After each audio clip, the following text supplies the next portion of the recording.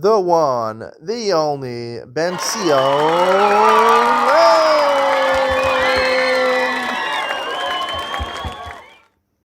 Good morning and welcome to Yeshiva YouTube Iyun Sion. Today we're doing Pesachim, Perek Beis, Mishnayos Beis, and Gimel.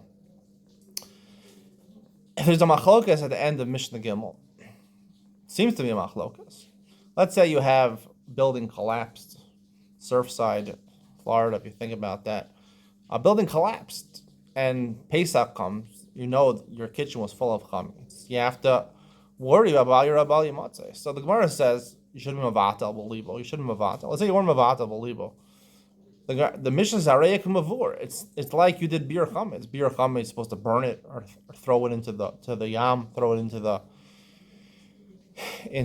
ocean, flush it down the toilet. According to Rabbi Yehuda, you have to burn it. However, rubble is now on top of it. You're not going to be able to get to it. So kamavur. It's like bir chametz happened there because the point is you can't get to it, right? And technically, if you didn't do bedikas chametz and you're in mavata believe, you didn't say kol kamir v'chamir kedir b'shvusi. You don't violate bal yirah. Somehow you found it after the rubble was unearthed after Pesach. It's not chametz sharvala Pesach. It's okay. Shmuel says kol shena kelav yachal lechabes acharav. Now it's not clear Shmuel being machmir or is it being makel. He says it depends whether the rubble is 3 tefachim deep or not 3 tefachim deep. If it's 3 tefachim deep, right, so the kelev, no dog is going to go unearth the rubble and take out the chametz. If it's not 3 tefachim deep, the dog will. So, and we have to be worried about that because if you unearth it during Pesach and you weren't mavatel belibo, you didn't say kol kamira, and you didn't do bedikas chametz, right? So you violate bal yirah bal matzah on Pesach. So it could be that Rosh Hashanah is machmer. He's saying, right, that not only does it have to be right the rubble, it has to be rubble 3 tefachim. It could be that Rosh Hashanah is actually makel over here, right? Because if you look in the Rav Ayer Tanura over here, he says that according to the Tanakama, that even though it's kimavur, if rubble, if the building collapses, you still have to mavata believable because it might become unearthed on Pesach. And Rosh Hashanah is saying, no, that we're not worried about it becoming unearthed unless a kelev can get there. And if it's 3 tefachim, the kelev can't get there. So he holds we're not worried about it becoming unearthed naturally. You're not worried about people clearing out the rubble.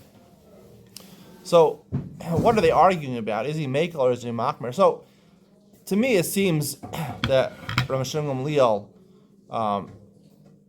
is machmer over here. And I would like to say the machlokas in Tanakama and Shmuel is what is the mitzvah of bir chametz. When you do bedikas chametz, you say, right, asher kichanim tzano al bir chametz, right, bir chametz. Even though you're doing bedikas chametz, right? It's questionable why you said the words bir chametz when you're doing bedikas chametz, right? They say it's going on the beer, which is when you burn it on, you dial it in the morning. You're supposed to burn the chametz, even though according to Rabbani and you don't have to burn it. Really, the mitzvah of bir chametz doesn't say in the Torah you have to mavir your chametz. The Torah says you shouldn't have it, own chametz. Lo your bal yirah bal yamat. You shouldn't own chametz during Pesach, and you shouldn't eat chametz on Pesach. Those are the two main isurim about Pesach, about chametz. So I can't get on. No, also, so you have to get rid of it. So the mitzvah of bir chametz, Chazal instituted, make sure to get rid of it. Right? You throw it into the yam, throw it into the ocean, get rid of it. Why? What's the reason? Is the reason they said get rid of it because of owning it, or is it because you might come to eat it? That's the question. Over here. I believe that's Machlokas in the Tanakama and Shmuel over here.